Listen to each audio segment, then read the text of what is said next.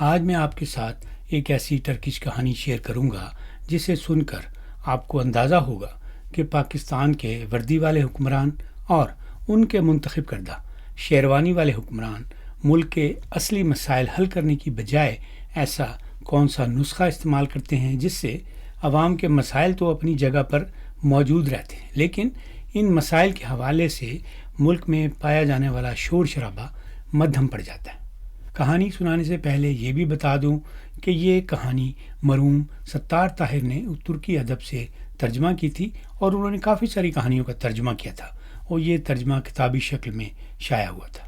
کہانی کچھ یوں ہے کہ ایک بار ایک سلطنت میں اناج کا قحط پڑ گیا۔ انسانوں کے علاوہ جانوروں کو بھی فاقہ کشی کا سامنا کرنا پڑا۔ اس فاقہ کشی کی شدت میں اضافہ اس وقت اور ہو گیا جب رعایا نے دیکھا کہ بادشاہ سلامت اور اس کے درباریوں کا موج میلہ اسی طرح جاری تھا۔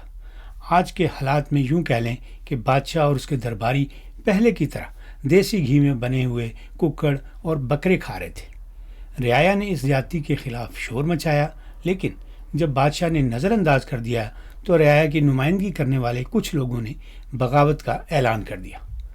بادشاہ نے جب اپنا اقتدار خطرے میں دیکھا تو دربار کے دانشوروں سے عوام کو ٹھنڈا کرنے کا نسخہ مانگا۔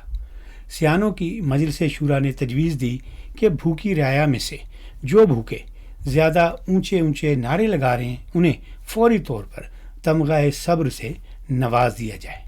یقیناً یہ لوگ تمغہ صبر پا کر پیٹ کی آگ کو بھول جائیں گے اور تمغہ صبر دیکھ دیکھ کر خوش ہوتے رہیں گے۔ بادشاہ نے مشورے پر فوری عمل کیا اور یوں صورتحال سنبھلنے لگی۔ جسے تمغہ ملا اس نے نعرے بازی بند کر دی۔ تمغوں کا یہ بٹوارا دیکھ کر پھر وہ بھوکے بھی اونچا اونچا چلانے لگے جو پہلے زیادہ نعرے بازی نہیں کر رہے تھے۔ مجلس شورا نے ان بھوکوں کو بھی تمغے دینے کا مشورہ دیا اور یوں انہیں بھی تمغے دے کر چپ کروا دیا گیا۔ پھر اور بھوکوں کی طرف سے بھی تمغوں کا مطالبہ ہونے لگا تو بادشاہ نے بہت سارے تمغے بنوائے اور تقسیم کر دیے۔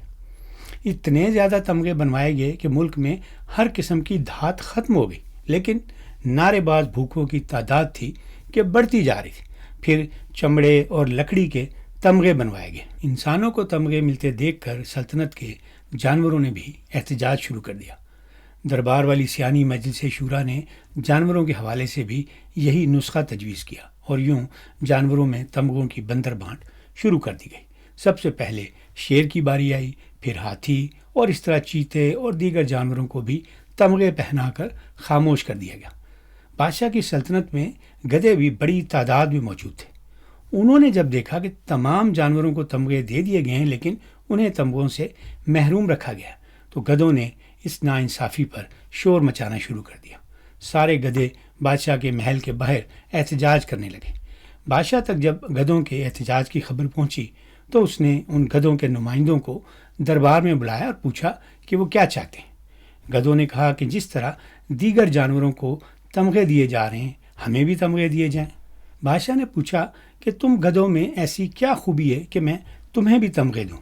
سارے گدھے بیک زبان بولے، بادشاہ سلامت، آپ کا اقتدار ہم جیسے گدھوں کی بدولت ہی تو قائم ہے۔ ہم جیسے گدھے اگر رعایا میں نہ ہوں تو آپ حکومت نہیں کر سکتے۔ بات بادشاہ کی سمجھ میں آ گئی اور اس نے فوراً گدھوں کو بھی تمغے دینے کا شاہی فرمان جاری کر دیا۔